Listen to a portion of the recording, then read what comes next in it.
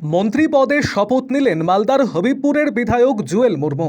মালদার 12টি আসনের মধ্য থেকে 6টি আসন পায় তৃণমূল এবং 6টি আসন বিজেপির দখলে যায়। বিজেপির 6 বিধায়কের মধ্যে কে মন্ত্রী হবেন তা নিয়ে চলছিল জল্পনা। অবশেষে 3বারের বিধায়ক জুয়েল মুর্মুকে মন্ত্রিত্ব দেওয়া হলো। সোমবার লোকভবনে প্রতিমন্ত্রী পদে শপথ নিলেন তিনি। তার মন্ত্রী হবার খবর পেয়ে আনন্দের বাতাবরণ এলাকার বাসিন্দাদের মধ্যে। আরও আপডেট থাকতে আমাদের ভিডিও শেয়ার ও ফেসবুক পেজটিকে লাইক করে ফলো করে দিন।